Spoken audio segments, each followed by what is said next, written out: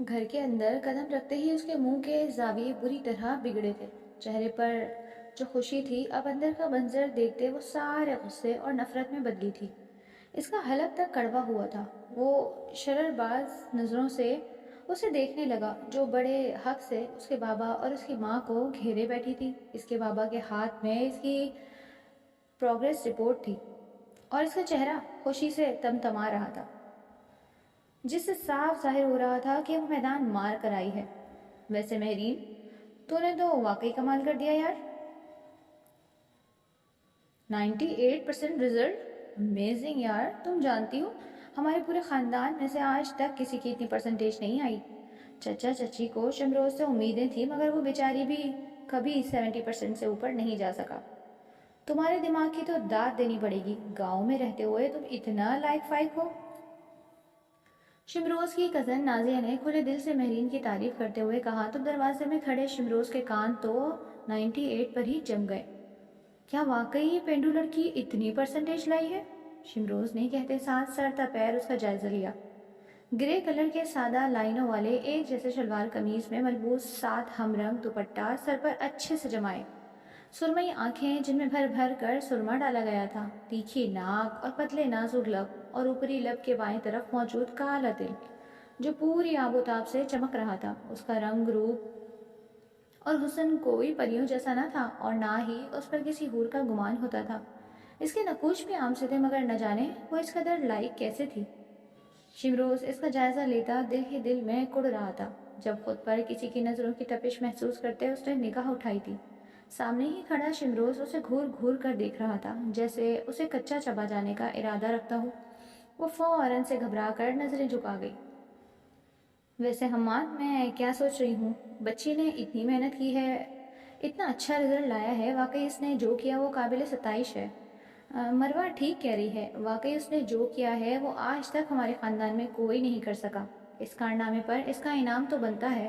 میں سوچ رہی ہوں کیوں نہ اس کے رزلٹ کی خوشی میں گھر میں چھوٹی سی پارٹی رکھی جائے۔ اس کے گھر والوں کو وہ بلا لیں گے، اس طرح یہ اپنے گھر والوں سے بھی مل لے گی اور ہم سب بھی تھوڑا لطف اندوز ہو جائیں گے۔ کافی وقت ہوا گھر میں کوئی پارٹی نہیں ہوئی، تم کیا کہتے ہو؟ یہ آواز شمروز کی تائی ماں پلوشہ بیگم کی تھی۔ بہت اچھا خیال ہے بھابھی، میں بھی ایسا ہی کچھ سوچ رہا تھا۔ حماد صاحب پلوشہ بیگم کی بات سے اتفاق کرتے بولے۔ تو بس پھر طے ہو گیا، 2 دن بعد گھر میں پارٹی ہوگی۔ یاہو! اب کے پرجوش سی آواز میں کہنے والی شمروز جتوئی کی بہن تانیہ تھی۔ مہرین نے پھر سے نگاہ اٹھائی تو سیدھے شمروز کی جانب گئی جو ابھی بھی خونخوار نظروں سے اسی کی طرف دیکھ رہا تھا۔ ماتھے پر ناگواری کے باعث بڑے بل واضح نظر آ رہے تھے جنہیں دیکھ کر یہ صاف ظاہر ہو رہا تھا کہ اسے لاؤنج میں موجود اس کی فیملی ممبرز کی ڈسکشن پسند نہیں آئی تھی۔ نہیں انکل، کوئی پارٹی نہیں ہوگی، میرا مطلب ہے کہ کیا ضرورت ہے یہ سب کرنے کی؟ میں نے کون سا کوئی کارنامہ کیا ہے؟ سب کے چہرے دیکھتے وہ گڑبڑاتے ہوئے بولی تھی۔ کس نے کہا کہ ضرورت نہیں؟ بالکل ضرورت ہے، کوئی اچھا کام کرے نا اسے بالکل سراہنا چاہیے۔ تمہارے لیے یہ کارنامہ نہیں ہے مگر ہمارے لیے بہت بڑا کارنامہ ہے، تم چپ کر کے بیٹھو، حماد صاحب نے کہا اور اسے پھر سے لب کھولتے دیکھ تھوڑا سا دپٹ دیا۔ وہ خاموش ہو گئی۔ السلام علیکم۔ تبھی شمروز نے آگے بڑھتے سب کو سلام کرتے اپنی طرف متوجہ کیا اور سب اس کی طرف متوجہ ہو بھی گئے تھے۔ شمروز بیٹا، تم کب آئے؟ تمہارا رزلٹ بھی تو آنا تھا نا آج، کیا بنا؟ شمروز کی والدہ زاہد بیگم نے اسے دیکھتے پوچھا۔ چلو شکر ہے کسی کو یاد تو آیا کہ میرا بھی رزلٹ تھا، بہرحال یہ رہا میرا رزلٹ۔ شمروز نے بگڑے موڈ کے ساتھ کہتے رپورٹ نکال کر زاہدہ بیگم کے سامنے کی تھی جو کہ 79% تھا۔ ارے واہ، ماشاءاللہ، یہ تو کمال ہی ہو گیا، ہمارے خاندان کا بھی کوئی 70 سے اوپر چلا ہی گیا آخر۔ یہ سب مہرین کی وجہ سے ہی ہوا ہے، اسی کے قدم مبارک ہیں، زاہدہ بیگم نے حیران کن لہجے میں کہتے ساتھ آخر میں سارا کریڈٹ مہرین کو دیا تو شمروز کا بگڑا موڈ مزید بگڑا اور ماتھے پر بل پڑے تھے۔ وہ کیسے اس کی محنت کو مہرین کا کمال کہہ رہی تھی؟ وہ ایسے کیسے کر سکتی تھی؟ شمروز بے دلی سے پہلو بدل کر رہ گیا۔ اب ظاہر سی بات تھی باپ کے سامنے تو کچھ نہیں کہہ سکتا تھا۔ وہ سب ذرا دیر شمروز کو مبارکباد دینے کے بعد پھر سے مہرین کے گن گانے لگے تھے اور اسی کی تعریفیں کرنے لگے تھے۔ شمروز، تجھے پتا ہے مہرین نے 98% لائی ہے؟ نازے کی حیرانگی کم ہونے کو آ ہی نہیں رہی تھی۔ ہاں تو کون سی بڑی بات ہے یار، سارا دن تو کمرے میں گھسی پڑتی رہتی ہے، نہ کوئی کام کاج نہ کوئی دھندا، صرف کھانا کھاتے وقت شکل دکھاتی ہے۔ ایسے میں تو کوئی بھی آسانی سے اتنی پرسنٹیج لے آئے، ہم لوگ تو پڑھتے ہی نہیں ہیں، تب بھی ہماری اتنی پرسنٹیج آتی ہے۔ اگر آپ لوگ اس طرح پڑھنا شروع کر دیں تو ہماری تو پوری 100% آئے گی۔ شمروز نے بظاہر عام سے لہجے میں کہا تھا، لیکن مہرین جانتی تھی کہ یہ ایک ایک لفظ اسے سنانے کے لیے کہا گیا ہے۔ یہ تو اچھی بات ہے نا، پھر تو تمہیں 100% لانے ہی چاہیے، کیونکہ تم بھی تو فری ہی ہوتے ہو۔ بزنس تو اب تک سارا انکل خود سنبھال رہے ہیں، تو کیا اگلی مرتبہ ہم امید رکھیں کہ تم 100% لاؤ گے؟ کیونکہ انکل ٹھیک کہہ رہے ہیں، ہے نا؟ مہرین نے کہتے ساتھ حماد صاحب کو بھی اپنی بات میں شامل کرتے ان کی تائید چاہی تھی، کیونکہ ادھار رکھنا تو اس نے سیکھا ہی نہیں تھا۔ ہاں ہاں بالکل ٹھیک ہی تو کہہ رہی ہے میری، تم بھی تو فری ہوتے ہو، یونیورسٹی سے آ کر آدھی آدھی رات تک دوستوں کے ساتھ آوارہ گردیاں کرنے کے بجائے اگر تم گھر رہ کر دھیان سے پڑھو تو تم آسانی سے اتنے مارکس لا سکتے ہو۔ حماد صاحب نے کہتے شمروز کی ہلکی سی سرزش بھی کی تھی، جن پر شمروز کو خوار نظروں سے مہرین کو دیکھتے غصے سے مٹھیاں بیچ گیا۔ ارے شمروز کہاں چل دیے؟ بیٹھو، تو ہم مہرین کو پارٹی دینے کا سوچ رہے تھے، تم بھی آ جاؤ، مل کر کچھ ڈسکس کر لیتے ہیں۔ اس کو اٹھ کر جاتے دیکھ پلوشہ بیگم نے پکارا، نہیں تائی جان، میں کچھ دیر ریسٹ کروں گا، آپ لوگ کریں جو کرنا ہے۔ شمروز نے اکھڑے اکھڑے لہجے میں کہا اور وہاں سے چل دیا۔ اس کا اکھڑا لہجہ سب نے ہی محسوس کیا تھا۔ ہیں، اسے کیا ہو گیا؟ زاہدہ بیگم پرسوچ نظروں سے اسے دیکھتے بولی، ہونا کیا ہے، جا کر موبائل استعمال کرنا ہوگا، حماد صاحب نے کہا، اور پھر سب ادھر ادھر کی باتوں میں مصروف ہو گئے۔ وہ کافی دیر تک سب کے ساتھ بیٹھی رہی تھی، اسے یہاں آئے کچھ ہی وقت ہوا تھا، مگر جلد ہی وہ سب کے ساتھ گھل مل گئی تھی۔ وہ بہت مسرور سی تھی، گاؤں میں اس کی محنت اور کامیابی کو کبھی اس طرح سے سراہا نہ گیا۔ وہاں سب لوگ سادہ تھے، انہیں کیا معلوم کہ پرسنٹیج یا پھر گریڈ کیا اور کون سی بلا ہوتی ہے۔ یہاں آ کر اس کی کامیابیوں کا اسے ثمر مل رہا تھا۔ وہ بہت خوش تھی، سیڑھیاں چڑھتے وہ اوپر آئی تھی، اس کا رخ اپنے کمرے کی جانب تھا۔ اس سے پہلے کہ وہ کمرے میں جاتی، اچانک کسی نے اس کا ہاتھ پکڑ کر اسے کھینچتے دیوار سے لگایا۔ اس کے منہ سے ہلکی سی چیخ نکل گئی، جو شمروز کے بھاری ہاتھ تلے دب کر رہ گئی۔ شمروز اسے دیوار سے لگاتے اس کی چیخ روکنے کے لیے اس کے منہ پر ہاتھ رکھ گیا تھا، جبکہ وہ اسے اپنے سامنے دیکھ اس کی گرفت میں بری طرح جھٹپٹائی۔ تم سمجھتی کیا ہو خود کو؟ ہاں، کوئی ملکہ وکٹوریہ ہو تم؟ وہ بری طرح سے اس کو گھورتے غرایا تھا، جب اگلے ہی لمحے ہلکا سا سسکتے اس نے اپنا ہاتھ مہرین کے لبوں سے ہٹایا۔ وہ اس کی ہتھیلی پر اپنے تیز دانتوں کے جوہر دکھا چکی تھی۔ آہ جنگلی لڑکی، تمہیں چھوڑوں گا نہیں، وہ دبے دبے لہجے میں چیخا۔ مسئلہ کیا ہے تمہارے ساتھ؟ کیوں ہر وقت سڑے ہوئے کریلے جیسی شکل بنا کر گھومتے رہتے ہو؟ ذرا سا ہنسنا مسکرا لو تو تمہارے جبڑے دکھ نہیں جائیں گے؟ وہ خود کو اس کی گرفت سے آزاد کرواتے ہوئے بولی تھی، جب اگلے لمحے اس نے پھر سے اسے دبوچ لیا۔ مسئلہ میرے ساتھ نہیں، تمہارے ساتھ ہے، اور مجھے لگتا ہے کہ بہت سنگین مسئلہ ہے۔ یہ جو تم سب کے سامنے اٹینشن سیکر بنی پھرتی ہو نا، یہ سب چھوڑ دو۔ تم میری فیملی کو مجھ سے دور نہیں کر سکتی، یہ میری فیملی ہے اور میری ہی رہے گی۔ تم مہمان ہو تو مہمان بن کر رہو، بلکہ اپنا بوریا بستر گول کرو اور نکلو یہاں سے۔ اتنا پڑھ لکھ کر تم نے کون سا کوئی کاروبار کرنا ہے؟ وہیں گاؤں کے کسی چھوٹے سے گھر میں کسی سڑی ہوئی شکل والے کسان کے ساتھ تمہاری شادی کر دی جائے گی، پھر تم اس کے تنگ میں چولہا پھونک پھونک کر اس کے لیے کھانا تیار کرو گی اور اس کے 1 آدھ درجن بچے پیدا کرو گی۔ پھر ان کو بڑا کرتے کرتے تمہاری زندگی گزر جائے گی، ہڈیوں میں جان نہیں رہے گی اور شکل و صورت پر جھریاں پڑ جائیں گی۔ پھر بتاؤ بھلا مجھے تمہاری یہ اتنی تعلیم کس کام آئے گی؟ یہ گریڈ کہاں پر تمہاری مدد کریں گے، اسی لیے میری طرف سے اسے مفید مشورہ سمجھو اور واپس چلی جاؤ، اور کوئی ہانڈی چولہا سیکھ جا کر۔ شمروز جتوئی بنا رکے ایک ہی سانس میں بولتا چلا گیا تھا، جبکہ اس کی باتیں سن کر مہرین کی آنکھیں پھیلتی چلی گئیں۔ وہ حیرت اور صدمے کے باعث ہوک بنی اسے دیکھ رہی تھی۔ شادی اور آدھا درجن بچوں کی بات سن تو وہ مارے شرم کے کانوں کی لو تک سرخ پڑی، مگر اس بے شرم اور بے باک انسان کو کوئی شرم نہ آئی۔ اب ایسے گھور کیوں رہی ہو؟ میں نے کوئی غلط بات تو نہیں کی، جو سچ ہے وہی کہا ہے۔ اس کو ہونکوں کی طرح خود کو دیکھتے پا کر وہ پھر سے بولا، یو نو واٹ، تم ایک نمبر کے گھٹیا انسان ہو۔ تم میں اتنی سینس بھی نہیں ہے کہ کسی کے سامنے کیا بات کرنی ہے۔ مجھے لیکچر دینے کے بجائے تم ذرا اپنے گریبان میں جھانک کر دیکھو۔ پڑھ پڑھ کے پڑھائی کے نام پر انکل کے پیسے ضائع کر رہے ہو، جبکہ عقل نام کی کوئی چیز نہیں ہے تم میں۔ مجھے مشورے دینے کے بجائے تم خود ایسا کرو کہ پڑھائی چھوڑ کر گدھے خرید لو، تاکہ کل کو اگر انکل تمہیں جائیداد سے آگ کریں تو کم سے کم تمہارے پاس کچھ تو ہو کہ جس سے تم اپنی بیگم کو 2 وقت کی روٹی کھلا سکو۔ شاید کوئی تم پر ترس کھا کر اپنی بیٹی تمہیں دے ہی دے۔ مہرین نے کہتے ساتھ فوراً ہی حساب برابر کیا تھا، جبکہ شمروز کے ماتھے پر بل پڑے گہرے ہوئے۔ ترس کی ضرورت مجھے نہیں، تمہیں ہے مہرین سجاد۔ میرے جیسے ہینڈسم بندے کو تو لوگ چراغ لے کر ڈھونڈتے ہیں۔ شمروز نے کہتے فقریہ کالر جھاڑا تھا۔ ہاں، ہینڈسم تو دیکھو، جسے ہینڈسم کی اسپیلنگ تک نہیں آتی۔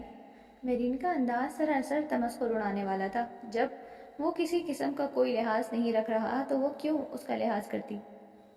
مجھے اسپیلنگ کی ضرورت نہیں، یہ انگریزی ایفیشنسیاں تم ہی مارو، میں ہینڈسم کو توڑ کر کے اردو میں پڑھ لکھ لوں گا، تمہیں فکر کرنے کی ضرورت نہیں۔ وہ ایک ایک لفظ چبا کر بولا تھا۔ وہ تو اس لڑکی کو منہ تک لگانا پسند نہیں کرتا تھا، اسے دیکھ کر ہی وہ راستہ بدل لیا کرتا تھا۔ جہاں وہ ہوتی شمروز جتوئی اس طرف کا رخ بھی نہ کرتا، کیونکہ اسے اس لڑکی سے خدا واسطے کا بیر تھا۔ اسے سامنے دیکھتے ہی شمروز جتوئی کا پارا 7ویں آسمان پر پہنچ جاتا تھا، مگر نہ جانے کیوں آج اسے اس لڑکی سے تکرار کرتے مزہ آ رہا تھا۔ تم نے جو کرنا ہے کرو، مجھے تم سے کوئی سروکار نہیں، بس مجھے چھوڑو، اور دوبارہ اس طرح کی حرکت کی تو انکل کو بتا دوں گا۔ وہ اس کے حصار سے نکلتے بولی تھی، اشارہ ابھی کچھ دیر پہلے کی جانے والی حرکت کی طرف تھا جو شمروز نے یوں اچانک اسے کھینچا تھا۔ میرے ماں باپ سے دور رہو، سمجھی؟ وہ پھر سے غراتا ہوا بولا۔ اسے اس لڑکی کا اپنے ماں باپ کے ساتھ چپکنا ذرا پسند نہیں آیا۔ تم جانتے ہو، تمہیں ہاسٹل جانے کی اشد ضرورت ہے۔ میرے حسد میں جانے تم کتنا خون جلا ہو چکے ہو، اور ہاں، ہو سکے تو کسی اچھے سے سائیکیٹرسٹ سے بھی مل لینا، تمہارے اسکرو بہت ڈھیلے ہو گئے ہیں۔ اور وہ اسے کہتی اپنی کلائی چھڑوانے لگی جب شمروز جتوئی نے گرفت مضبوط کر دی اور چہرہ اس کے چہرے کے قریب لایا، ایسے کہ مہرین کو اس کی گرم سانسیں اپنے دائیں گال اور کان پر پڑتی ہوئی محسوس ہو رہی۔ چھوڑو مجھے، وہ ہکلاتے ہوئے کہنے لگی۔ اس کے چہرے پر یکدم گھبراہٹ نمایاں ہوئی تھی جو شمروز جتوئی کی نگاہوں سے مخفی نہ رہی۔ اوہ، تو یہاں میڈم گھبراتی ہیں، امیزنگ۔ اس کے چہرے پر گھبراہٹ کے تاثرات دیکھتے شمروز جتوئی نے خود کلامی کی۔ چھوڑ دوں گا، جلدی کیا ہے، پہلے مجھے ایک بات تو بتاؤ۔ اب وہ اس کی حالت کا مزہ لیتے ہوئے بولا، مجھے تم سے کوئی بات نہیں کرنی، چھوڑو مجھے۔ وہ اب چہرے کا رخ موڑے غصے سے گویا ہوئی۔ بات تو تمہیں کرنی پڑے گی، مس چیٹر ٹاپر، وہ کہتا آخری 2 الفاظ پر خاصا زور دے گیا جس پر وہ بری طرح سے سلگ کر رہ گئی۔ کیا مطلب ہے تمہاری اس بات کا؟ تم خود ہوگے چیٹر۔ وہ پھر سے اس سے مقابلے پر اتر آئی تھی۔ ہائے، ہمارے ایسے نصیب کہاں، اسی بات کا تو رونا ہے۔ اگر ہم چیٹر ہوتے تو پوری 100% لاتے، لیکن ہائے رے قسمت، ہم جیسے بھولے بھالو لڑکوں کو تو جیسی تیز ترار لڑکیوں جیسی چالاکیاں ہی تو نہیں آتی۔ وہ بولا تو اس کی بات پر جیسے مہرین کو پتنگے سے لگ گئے تھے۔ وہ اس کی محنت کو یوں اس کی بےایمانی کیسے کہہ سکتا تھا؟ میں نے جو نمبر لائے ہیں اپنی محنت اور قابلیت سے لائے ہیں، یہ چیٹنگ ویٹنگ تمہارے جیسے خالی الدماغ بندے کے ذہن میں آتی ہوگی۔ مجھے اس بارے میں سوچنے کی فرصت نہیں ملتی، اس سے بہتر میں پڑھنے کو پسند کرتی ہوں۔ وہ اب اسے ایک کلیریفیکیشن دے رہی تھی۔ دونوں راہداری میں کھڑے کب سے بحث کیے جا رہے تھے، اس کا اندازہ ان میں سے ایک کو بھی نہیں تھا۔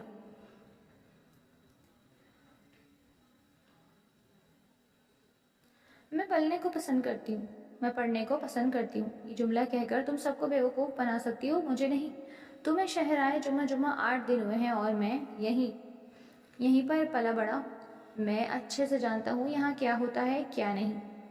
ویسے سچ سچ بتاؤ، کون سے پروفیسر نے بک کیا ہے تمہیں، اور کتنی راتوں کے لیے؟ کیونکہ اتنا تو میں جانتا ہوں، پڑھنے سے اتنے مارکس نہیں آ سکتے، ضرور تم نے اپنے وجود کا استعمال کیا ہے۔ شمروز جتوئی بولا تو مہرین نے ایک جھٹکے سے سر اٹھا کر اسے دیکھا۔ اس کی بکواس سنتے مہرین کے ماتھے پر ناگوار بل پڑے۔ اگلے ہی لمحے مہرین کا ہاتھ اٹھا اور شمروز جتوئی کے گال پر نشان چھوڑ گیا۔ تم اس قدر گھٹیا سوچ سکتے ہو، اس کا اندازہ نہیں تھا مجھے۔ شمروز جتوئی، ایک لڑکی کے لیے اس کی عزت ہی اس کا سب کچھ ہوتی ہے۔ جسے وہ بہت سنبھال کر رکھتی ہے۔ کسی لڑکی کی عزت پر یوں بنا تحقیق بات کرنا بہتان لگانا ہوتا ہے۔ لیکن خیر، میں تمہیں یہ سب کیوں سمجھا رہی ہوں؟ تم نے کون سا سمجھ جانا ہے؟ میں تم جیسے بد دماغ اور گندے ذہن والے شخص کو منہ لگانا بھی پسند نہیں کرتی۔ وہ آتش فشاں بنی کہہ رہی تھی اور پھر ساکت کھڑے شمروز جتوئی کو دھکا دے کر اس کی سائڈ سے نکلتی اپنے کمرے میں چلی گئی، جبکہ شمروز جتوئی گال پر ہاتھ رکھے یک ٹک اسے جاتے ہوئے دیکھنے لگا۔ کمرے کے دروازے کی آواز سنتے اس کا سکتہ ٹوٹا تھا اور وہ حواسوں میں لوٹا۔ اس کا ہاتھ بے ساختہ اپنے گال پر گیا تھا۔ گو کہ تماچا اتنا زوردار نہیں تھا، مگر یہ تماچا اس کی انا پر بہت زور سے لگا تھا۔ یک دم سے اس کی آنکھوں میں مرچی سی بھرنے لگی۔ غصے اور نفرت کے باعث پورا وجود کھول اٹھا۔ تم 2 ٹکے کی لڑکی، تم اپنے آپ کو سمجھتی کیا ہو؟ مجھے تھپڑ مار کر تم نے اچھا نہیں کیا۔ یہ تھپڑ تمہیں بہت مہنگا پڑے گا مہرین سجاد، بہت مہنگا۔ جسٹ ویٹ اینڈ واچ، اس کی بھاری قیمت چکاؤ گی تم۔ وہ جنونی لہجے میں کہتے اس کے تصور سے مخاطب ہوا اور وہاں سے چلا گیا، جبکہ کمرے میں آتی مہرین فرش پر بیٹھتی چہرہ ہاتھوں میں چھپائے بری طرح سے رو دی۔ اس نے تو کبھی خواب میں بھی نہیں سوچا تھا کہ اس کے کردار پر یوں کیچڑ اچھالا جائے گا۔ اگر شمروز جتوئی ایسا سوچ سکتا تھا تو عین ممکن تھا کہ کوئی اور بھی ایسا سوچتا ہو۔ کیا واقعی سب کو لگتا ہے کہ میں نے اتنے گریٹ پروفیسر کے ساتھ؟ وہ خود کلامی میں بھی اس کے آگے کا بھیانک جملہ مکمل نہیں کر پائی تھی اور ہچکیوں سے رو دی۔ اس کا وجود ہولے ہولے کانپنے لگا تھا۔ شمروز جتوئی کے الفاظ، اس کا بہتان اسے کسی تازیانے کی طرح لگا جو مسلسل اس کی روح کو چھلنی کیے جا رہا تھا۔ وہ ٹھنڈے ٹھاڑ فرش پر بیٹھی پوری رات روتی رہی تھی۔ جبھی اگلے دن اسے بخار نے آ گھیرا تھا۔ اگلے دن جب تانیہ نے اس کے کمرے کا دروازہ بجایا تو اسے کوئی جواب نہ ملا۔ کافی دیر دروازہ بجانے اور اسے آوازیں دینے کے بعد جواب نہ ملا تو تانیہ پریشان ہوتی تیزی سے نیچے بھاگی تھی، اور پھر اگلے 2 منٹ میں سب لوگ مہرین کے کمرے کے باہر موجود تھے۔ سب نے اپنی اپنی کوشش کر کے دیکھ لی تھی، مگر جواب ندارد۔ آخرکار حماد صاحب نے ملازمہ سے ڈپلیکیٹ کی منگواتے دروازہ کھولا۔ سامنے کا منظر سب کے لیے ہی ناقابل یقین تھا۔ وہ اندھے منہ فرش پر گری پڑی تھی۔ زاہدہ بیگم اور کشمالہ بیگم فوراً آگے بڑھی اور دھڑکتے دل کے ساتھ اسے سیدھا کیا۔ اس کا پورا چہرہ سرخ ہو رہا تھا، جبکہ اسے ہاتھ لگاتے ہی ان دونوں کو یوں لگا کہ جیسے انہوں نے آگ کی بھٹی میں ہاتھ ڈال دیے ہوں۔ خیر، جیسے تیسے کر کے اسے اسپتال پہنچایا گیا تھا۔ وہ لوگ بے فکری سے اسپتال کے کوریڈور میں ٹہل رہے تھے۔ ڈاکٹر، کیا ہوا بچی کو؟ وہ ٹھیک تو ہے نا؟ کوئی زیادہ پریشانی والی بات تو نہیں؟ ڈاکٹر کو دیکھتے حماد صاحب فوراً اس کی طرف لپکے اور بے قراری سے پوچھنے لگے۔ ان کی پریشانی حد سے سوا تھی۔ ان کے دوست نے ان پر بھروسہ کر کے اپنی لخت جگر کو یہاں بھیجا تھا۔ اگر اسے کچھ ہو گیا تو وہ اپنے دوست کو کیا منہ دکھائیں گے؟ جی الحمدللہ، وقت پر اسپتال پہنچ آنے کے باعث اس کی جان بچ گئی۔ یہ تو اچھی بات ہے کہ آپ کو بروقت علم ہو گیا اور آپ اسے یہاں لے آئے، ورنہ ایسے کیسز میں تو 70% مریض جان سے ہاتھ دھو بیٹھتے ہیں۔ بہرحال بچی نے کسی چیز کا بہت زیادہ اسٹریس لیا ہے، کوئی بہت گہری پریشانی یا پھر کوئی ناقابل قبول بات جس نے اسے اس حال تک پہنچا دیا۔ اگر وقت پر ٹریٹ نہ کیا جاتا تو خدا نخواستہ نروس بریک ڈاؤن ہو سکتا تھا۔ اب اس کا بہت خیال رکھیں، 2 دن اسے ہسپتال میں رکھنا ہے، اس کے بعد آپ اسے لے جا سکتے ہیں۔ ڈاکٹر نے پیشہ ورانہ انداز میں تفصیل بتائی، پھر حماد صاحب سے مصافحہ کرتے آگے چل دیا۔ کیا پریشانی ہو سکتی ہے اسے؟ ابھی رات میں تو بھلی چنگی تھی، کیسے ہمارے ساتھ مل کر باتیں کر رہی تھی، پھر ایسی کیا پریشانی آ گئی؟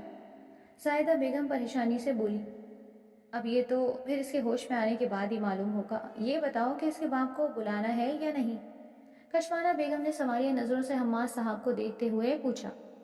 میرا خیال ہے فی الحال رہنے دیتے ہیں، وہ خود بھی چھوٹے دل کا ہے، پریشان ہو جائے گا۔ ویسے بھی اس ہفتے پارٹی میں آ ہی تو رہا ہے، تب مل جائے گا اور تب تک مہرین کی صحت بھی سنبھل چکی ہوگی۔ حماد صاحب نے کچھ سوچتے کہا تو خواتین نے ان کی باتوں سے اتفاق کرتے سر اس بات میں ہلایا تھا۔ مہرین بچے، کیا ہوا تھا تمہیں؟ یوں اچانک صحت کیسے خراب کر لی؟ ڈاکٹر بتا رہا تھا تم نے کوئی اسٹریس لیا ہے، کیا بات ہے آخر؟ کوئی پریشانی ہے، کوئی مسئلہ ہے، کسی نے کچھ کہا ہے تو مجھے بتاؤ۔ 2 دن بعد اسے گھر بھیج دیا گیا تھا اور اس وقت زاہدہ بیگم اس کے لیے سوپ بنا کر لائی تھی، ساتھ ہی ساتھ اس سے استفسار بھی کر رہی تھی، جبکہ ان کے سوالوں پر مہرین ضبط سے آنکھیں میچ گئی۔ اب وہ انہیں کیا بتاتی کہ یہ سب ان کے لاڈلے بیٹے کی وجہ سے ہی تو ہوا ہے۔ اس کی باتیں یاد کرتے مہرین کو پھر سے اپنا آپ کسی گہری دلدل میں گرتا ہوا محسوس ہوا۔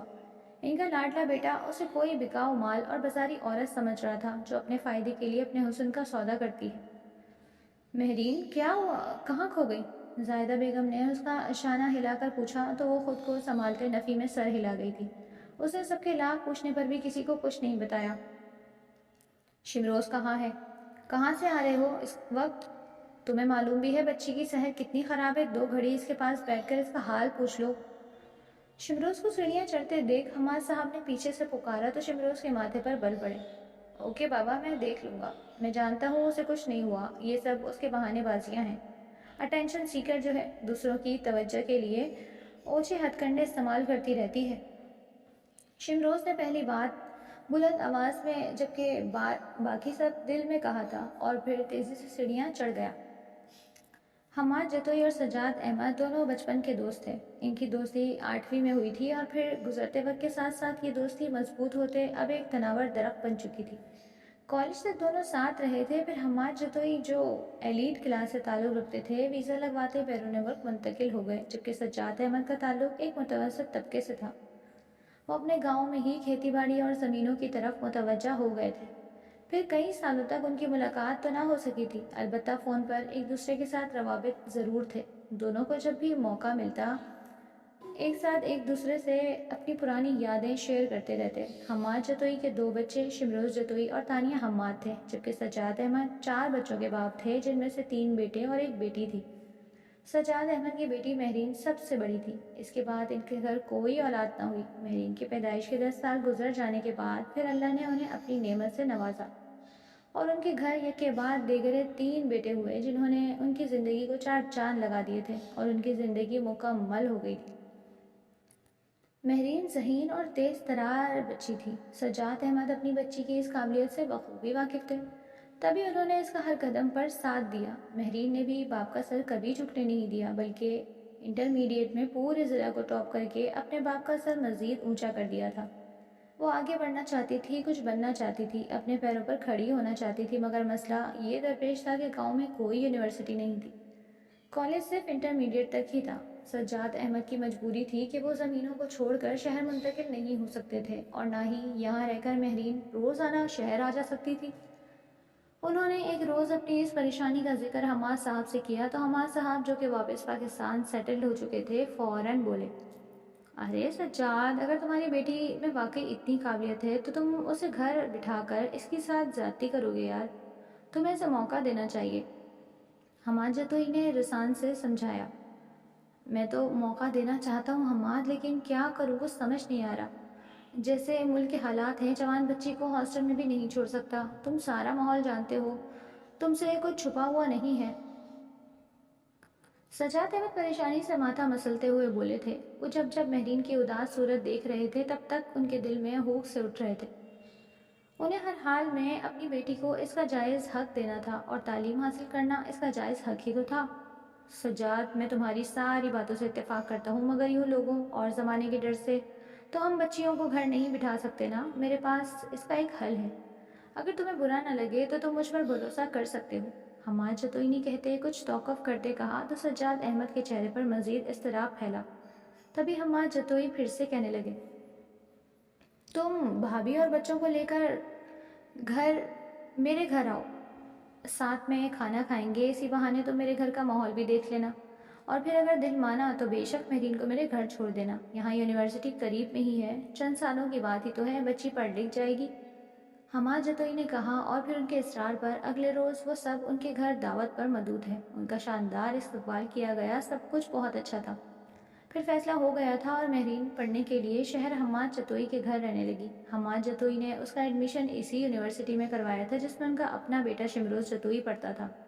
وہ یونیورسٹی کے 3rd ایئر میں تھا اور اپنے خاندان کا سب سے ہونہار لڑکا، اکلوتا لڑکا ہونے کے باعث بھی اسے خاندان بھر میں ایک الگ پروٹوکول دیا جاتا تھا۔ اسے اپنی خوبیوں اور صلاحیتوں پر بے حد مانتا، سب کچھ اچھا جا رہا تھا، مگر پھر مہرین کی ان کے گھر میں آمد شمروز جتوئی کی لائف کو بری طرح ڈسٹرب کر دیا۔ وہ اس کی ٹکر کی لڑکی تھی۔ شمروز جتوئی کو اس کے اپنے گھر آمد انتہائی ناگوار گزری تھی، کیونکہ اس کے آنے سے وہ لسٹ میں نمبر 1 سے نمبر 2 پر آ گیا تھا۔ نمبر 1 مہرین نے آتے ہی سنبھال لیا تھا، پہلے جہاں ہر طرف شمروز تھا اب وہاں مہرین محروم ہونے لگا تھا۔ مہرین صرف پڑھائی میں ہی نہیں بلکہ باقی سب معاملات میں بھی پہلے نمبر پر تھی۔ اس کے ہر کام سے اس کی قابلیت اوکر سلیقہ شعاری چھلکتی تھی۔ گھر کے خواتین تو پوری طرح اس پر فدا ہو گئی تھیں۔ وہ پورا دن مہرین کے گن گانے دیکھتے تھے۔ شمروز جتوئی تو کسی کو یاد ہی نہیں رہا تھا، کسی کو یاد ہی نہ رہا کہ اس گھر میں کوئی شمروز جتوئی بھی رہتا ہے، اور یہ سوچ سراسر شمروز جتوئی کی اپنی تھی۔ مہرین کے آنے کے بعد اس کی اہمیت گھٹ گئی تھی، اور یہ بات شمروز جتوئی کو شدید کمپلیکس کا شکار کر رہی تھی۔ یہی وجہ تھی کہ وہ مہرین کے یہاں رہنے کے حق میں نہیں تھا۔ نہ اسے مہرین پسند تھی، وہ لڑکی اسے ایک آنکھ نہ بھاتی۔ شروع میں تو اس نے سوچا تھا کہ وہ اسے ڈرا دھمکا کر واپس بھیج دے گا، مگر مہرین ڈرنے والوں سے نہیں تھی۔ چند دن وہ خاموشی سے اس کی باتیں برداشت کرتی رہی، مگر پھر اس نے شمروز کو دو بدو جواب دینا شروع کر دیا۔ جس طرح کی بات شمروز کرتا تھا اسے اسی طرح کا جواب بھی ملتا تھا، جو شمروز کو مزید تپا دیتا۔ لیکن آج تو اس نے حد ہی کر دی تھی۔ مہرین نے فیصلہ کر لیا تھا وہ یہاں نہیں رہے گی، کسی ہاسٹل میں رہ لے گی، کسی اور لڑکی کے ساتھ روم شیئر کر لے گی، مگر مزید یہاں رہ کر اپنی تذلیل نہیں کروائے گی، جہاں اس کی عزت نفس کو اس طرح نشانہ بنایا گیا تھا۔ 2 دن گزر چکے تھے، اس کی حالت اب قدرے بہتر تھی۔ سب نے اس کا بہت خیال رکھا۔ اگلے دن گھر میں پارٹی کی تقریب تھی، جس کا انتظام گھر کے لان میں کیا گیا تھا۔ کھانے پینے کا سارا ارینجمنٹ شیف سے کروایا گیا تھا۔ تقریب کوئی اتنی بڑی نہ تھی، بس ان کے کچھ قریبی رشتہ دار، خواتین اور بچیوں کی سہیلیاں، اور کچھ خود مہرین کی سہیلیاں تھیں۔ کچھ حماد جتوئی کے دوست بھی تھے۔ وہ اپنے کمرے میں بیٹھی تھی۔ نازیہ آ کر اسے پارٹی میں پہننے کے لیے ڈریس دے گئی تھی اور اسے جلدی سے تیار ہونے کا کہا تھا، مگر آدھا گھنٹہ گزر جانے کے بعد بھی وہ اب تک ویسی کی ویسی ہی بیٹھی ہوئی تھی۔ وہ جانے کن سوچوں میں گم تھی جب دروازے پر دستک ہوئی۔ آ جائیں، اس نے چونک کر کہا۔ مہرین بیٹا، آپ کے گھر والے آ گئے ہیں، آپ بھی جلدی سے باہر آ جائیں۔ پیغام لانے والا بوا تھی، جنہیں یہاں ملازمت کرتے 20 سال ہو چکے تھے۔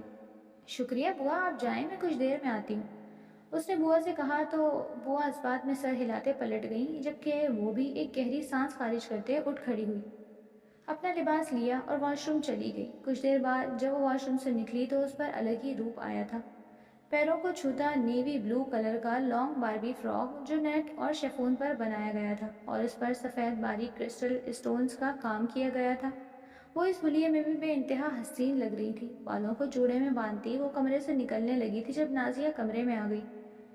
ارے بھائی، یہ کیا، تم اس حلیے میں باہر جاؤ گی؟ اس نے حیران ہوتے پوچھا۔ تو کیا ہے اس حلیے کو؟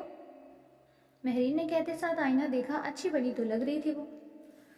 تو یہ ہے اس حلیے کو مہرین میڈم کہ یہ بہت سادہ ہے۔ باہر کچھ مہمان آئے ہیں، مت بھولو تم اس پارٹی کی اسپیشل گیسٹ ہو۔ اگر تم یوں اتنی سادگی سے باہر گئیں تو وہ سب کیا سوچیں گے، لہٰذا ادھر آؤ۔ نازیہ نے یہ کہتے ساتھ اس کا ہاتھ پکڑ اسے ڈریسنگ کے سامنے بٹھایا اور پھر اس کے نہ کرنے کے باوجود اس کے بالوں کا خوبصورت ڈیزائن بنا کر باقی پشت پر کھلے چھوڑ دیے۔ چہرے پر ہلکا ہلکا میک اپ کیا اور پھر آئینے میں اسے دیکھتے بے اختیار اس کی نظر اتاری۔ وہ نظر لگ جانے کی حد تک پیاری لگ رہی تھی۔ نازیہ اسے ساتھ لے کر باہر آئی، جہاں وہ اپنے ماں باپ، بھائیوں اور باقی سب سے ملی تھی۔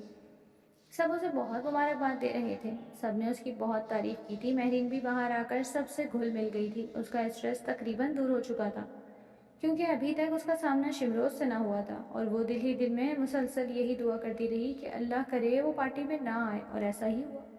وہ پوری پارٹی میں اسے نہیں دکھا اور اس نے سکون کا سانس لے کر پارٹی انجوائے کی۔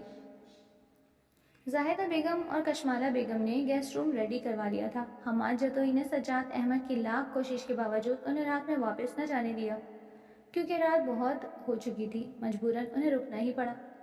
مہرین اپنے والدین کے ساتھ گیسٹ روم میں ہی رکی تھی۔ اماں، آپ لوگ آرام کریں، میں ذرا کپڑے بدل کر آ جاؤں، مہرین نے اٹھتے ہوئے کہا تھا۔ اب ظاہر سی بات تھی، اتنا بھاری لباس پہن کر وہ سو تو نہیں سکتی تھی۔ سجاد صاحب کو حماد صاحب اپنے ساتھ ٹیرس پر لے گئے، جبکہ خواتین گیسٹ روم میں ہی تھیں اور آپس میں گپے لڑا رہی تھیں۔ مہرین گیسٹ روم سے نکلتی اپنے کمرے کی جانب بڑھی تھی جب اس کی کسی سے زوردار ٹکر ہوئی۔ نظریں اٹھا کر دیکھا تو سامنے ہی شمروز جتوئی تھا۔ شمروز جتوئی، جو ابھی ابھی گھر واپس آیا تھا، وہ فون پر مصروف اپنے دھیان میں گزر رہا تھا جب مہرین اس سے ٹکرائی۔ اس نے نگاہ اٹھا کر دیکھا اور پھر اگلے ہی پل اس کی نگاہ اس پر جیسے جم سی گئی۔ وہ کہیں لمحے تک بے اختیار اسے دیکھے گیا۔ دل کی کیفیت عجیب ہوئی تھی، اس کا دل کسی اور ہی لے پر دھڑکنے لگا۔ شمروز رتوئی کو اپنے بے اختیاری پر قابو نہیں رہا۔ اس نے آج تک مہرین کو ہمیشہ سادہ سے ایک جیسے ہی پرنٹ والے لباس میں دیکھا تھا۔ وہ اس حلیے میں بھی بری نہیں لگتی تھی، مگر شمروز جتوئی اسے پھر بھی پینڈو کہتا تھا۔ لیکن آج مہرین کی جو خوبصورتی شمروز جتوئی پر آشکار ہوئی تھی، اس نے شمروز جتوئی کو فریز کر کے رکھ دیا تھا۔ وہ بے یقین ہوا تھا۔ مہرین اس کو مبہوت کھڑے دیکھ اس کے سائڈ سے نکلنے لگی جب شمروز جتوئی نے حواسوں میں لوٹتے اس کا ہاتھ پکڑ لیا۔ Impressive, very beautiful. ویسے تم جانتی ہو میرا انداز تمہارے بارے میں بالکل صحیح تھا۔ تم سچ میں ایک اٹینشن سیکر ہو۔ یہ اتنی تیاری آج تم نے سب کی توجہ اپنی طرف کرنے کے لیے کی نا؟ آئی نو، میں تمہارا ڈر سمجھ سکتا ہوں۔ تمہیں یہی ڈر تھا کہ اگر میں اس پارٹی میں آ گیا تو کوئی تمہیں نہیں دیکھے گا، سب کی توجہ میری طرف ہوگی، اسی لیے تو تم نے یہ اتنی تیاری کی ہے نا؟ کیوں، صحیح کہہ رہا ہوں نا میں؟ شمروز جتوئی اسے سر تپیر دیکھتے ہوئے بولا۔ اس کا لہجہ صاف تمسخر اڑانے والا تھا۔ مہرین غصے سے کھول کر رہ گئی۔ تم جانتے ہو تم ایک انتہائی گھٹیا انسان ہو، اور تمہاری سوچ اس سے بھی گھٹیا۔ تمہیں جو سوچنا ہے سوچو، میرا راستہ چھوڑو، وہ سپاٹ لہجے میں کہتے وہاں سے جانے لگی تھی جب وہ پھر سے اس کے سامنے آ گیا۔ وہ چڑ گئی تھی۔ شمروز جتوئی، میرے سامنے سے ہٹ جاؤ اور اپنی حرکتوں سے باز آ جاؤ، نہیں تو مجھ سے برا کوئی نہیں ہوگا۔ میں انکل کو تمہاری شکایت کر دوں گی۔ وہ بہت ضبط کرتے ہوئے بولی، اور آخر میں اسے حماد جتوئی کی دھمکی دی گئی کہ شاید کسی طرح یہ انسان ڈر جائے، مگر وہ ڈھیٹ، یہ شاید ابن ڈھیٹ تھا، اس پر کوئی اثر نہ ہوا۔ وہ اس کا راستہ چھوڑنے کے بجائے مزید اس کی طرف بڑھا، الٹے قدم لینے لگی تھی، یہاں تک کہ وہ بیچاری دیوار سے جا لگی اور ہراساں نظروں سے شمروز جتوئی کو دیکھنے لگی، جس کے تیور اسے کچھ ٹھیک نہیں لگ رہے تھے۔ شمروز جتوئی اس کے قریب آ کر رکا تھا، ان کے درمیان صرف 2 قدموں کا فاصلہ رہ گیا تھا۔ رسی جل گئی پر بل نہیں گئے تمہارے ہاں؟ میں نے پہلے بھی منع کیا تھا نا کہ میری شکایت مت کرنا، اور تم پھر سے مجھے شکایت کی دھمکیاں دے رہی ہو۔ ابھی موت کے منہ سے واپس آئی ہو، باز آنے کے بجائے پھر سے میری شکایت کرنے کا سوچ رہی ہو۔ لگتا ہے کہ تمہیں اپنی زندگی پیاری نہیں۔ شمروز شدید غصے میں فائزہ کا بازو کھینچتے اسے بیک یارڈ میں لایا تھا اور اسے وہاں چھوڑتے کہنے لگا، نہیں ڈرتی میں تم سے، میرا بازو چھوڑو ورنہ شور مچاؤں گی۔ وہ بظاہر خود کو نڈر ظاہر کرتی بہادری سے بولی تھی، مگر اندر سے اس کا دل سوکھے پتے کی طرح کانپ رہا تھا۔ وہ کسی بھی طرح بس شمروز جتوئی کی نظروں کے سامنے سے غائب ہونا چاہتی تھی۔ شمروز جتوئی کی نظروں سے اسے وحشت ہو رہی تھی۔ اوہ اچھا، تو تم چلانا چاہتی ہو؟ چلاؤ، شوق سے چلاؤ۔ کہتے وہ اس کی جرت پر شمروز گہرا مسکرایا۔ ٹرسٹ می بیبی، تمہیں یہ جرت کا مظاہرہ بہت بھاری پڑے گا۔ وہ غصے سے کہتے اسے وہیں چھوڑے وہاں سے نکل گیا تو مہرین نے بے اختیار سکون کا سانس لیا۔ اس نے سوچ لیا تھا کہ دوبارہ اگر شمروز نے اس کا راستہ روکا یا کوئی بھی حرکت کی تو وہ اس کا لحاظ نہیں کرے گی، بلکہ حماد جتوئی کو سب کچھ سب سچ بتا دے گی، کیونکہ اس کے پاس مزید کوئی اور چارہ نہیں تھا۔ اگلے روز سجاد صاحب اپنی فیملی کے ساتھ چل گئے۔ مہرین بھی ان کے ساتھ جانا چاہتی تھی، مگر پھر رک گئی کیونکہ اسے 2 دن میں یونیورسٹی کی طرف سے ایک پروجیکٹ بنانے کے لیے دیا گیا تھا جو اس نے ہر حال میں جمع کرانا تھا۔ اس کے ساتھ کچھ نوٹس بھی تھے۔ اس نے سوچا کہ چلو 2-3 روز میں پروجیکٹ جمع کروانے کے بعد چلی جائے گی، اس دوران اپنی رہائش کے لیے بھی کوئی نہ کوئی جگہ دیکھ لے گی۔ اس وقت رات کے 12 بج رہے تھے۔ وہ پروجیکٹ کمپلیٹ کر کے رکھ چکی تھی اور اب بیڈ پر بیٹھی نوٹس بنا رہی تھی جب ایک دم سے اس کے کمرے کا دروازہ کھلا اور شمروز جتوئی اس کے کمرے میں داخل ہوتا کمرہ لاک کر گیا۔ اس کو اس وقت اپنے کمرے میں دیکھ اور پھر دروازہ لاک کرتے دیکھ مہرین بری طرح گھبرائی تھی۔ یہ کیا کر رہے ہو تم؟ دروازہ کیوں لاک کیا؟ اس نے ایک دم گھبراتے ہوئے پوچھا۔ ارے گھبرا کیوں رہی ہو؟ ابھی تو میں نے کچھ کیا ہی نہیں، فکر مت کرو، آج تمہیں گھبرانے کا پورا موقع دینے آیا ہوں، جی بھر کر گھبرا لینا۔ وہ گمبھیر لہجے میں کہتے قدم قدم چلتا اس کی طرف آیا تھا جب وہ بیڈ سے اترتی دوسری طرف جا کھڑی ہوئی۔ یہ تم ٹھیک نہیں کر رہے شمروز، جاؤ یہاں سے، وہ بری طرح چلائی۔ میں جانتا ہوں میں کیا کر رہا ہوں اور کیا نہیں، تمہیں مجھے کچھ بھی بتانے کی ضرورت نہیں ہے لٹل گرل، اس نے ہنوز سنجیدہ لہجے میں کہا تھا، جبکہ اس کے چہرے کی سنجیدگی سے مہرین کو بری طرح خوف آ رہا تھا۔ شمروز چلتے ہوئے اس کے قریب پہنچ گیا اور پھر اس کا ہاتھ پکڑتے اسے اپنی طرف کھینچا۔ وہ کٹی ڈال کی طرح اس کے سینے سے آ لگی۔ شمروز پلیز ایسا مت کرو، مجھے جانے دو، میں ہاتھ جوڑتی ہوں تمہارے سامنے۔ وہ روتے روتے کہنے لگی اور پھر روتے روتے حواس کھو کر اس کی باہوں میں جھول گئی، جبکہ شمروز حق دک سا اسے دیکھے گیا۔ اس نے تو سوچا تھا کہ اسے ڈرائے دھمکائے گا اور واپس آ جائے گا، وہ تو اس سے تکرار کرنے آیا تھا، لیکن آج وہ اس سے تکرار کیے بغیر ہی بے ہوش ہو چکی تھی۔ اسے بستر پر لٹاتے ہوئے اس کے کمرے سے نکلا اور اپنی بہن تانیہ کے کمرے کی طرف آیا۔ تانیہ کو اس کی طبیعت کا بتاتے وہ پریشانی میں ماتھا مسلتے چھت پر آ گیا، لیکن نہیں جانتا تھا کہ اس رات کے اس وقت مہرین کے کمرے سے نکلتے حماد جتوئی دیکھ چکے تھے۔ وہ جو چہل قدمی کے لیے لان میں جانا چاہ رہے تھے وہیں سے واپس لوٹ گئے تھے، مگر ایک گہری سوچ کے ساتھ۔ السلام علیکم، آپ لوگ یہاں یوں اچانک؟ آئیے آئیے اندر آئیے، سب خیریت تھی نا؟ اگلے روز سجاد احمد نے دروازے پر ہوتی دستک کے بعد دروازہ کھولا تو سامنے حماد جتوئی ان کی اہلیہ اور بھابھی کو دیکھ حیران ہوئے تھے، ساتھ میں مہرین کی طرف سے پریشانی بھی ہوئی تھی۔ حماد، مہرین ٹھیک ہے، اسے بھی ساتھ لے آتے، وہ کہہ رہی تھی کہ آؤں گی 2-4 روز رہنے کے لیے۔ ان کو بٹھاتے سجاد احمد نے استفسار کیا۔ تمہاری بات ٹھیک ہے سجاد، لیکن ہم گھر میں کسی کو اطلاع دیے بغیر آئے ہیں۔ دراصل میں ایک ضروری کام کے باعث بہت امید لے کر تمہارے پاس آیا ہوں۔ امید ہے کہ تم مجھے نا امید نہیں لوٹاؤ گے۔ حماد جتوئی نے بات سے پہلے تمہید باندھنا ضروری سمجھا تھا، جبکہ اس کے یوں تمہید باندھنے پر اب کی بار سجاد احمد سچ مچ پریشان ہوئے تھے۔ حماد، کیا بات ہے، سب خیریت تو ہے نا؟ تم یہ تمہید کیوں باندھ رہے ہو؟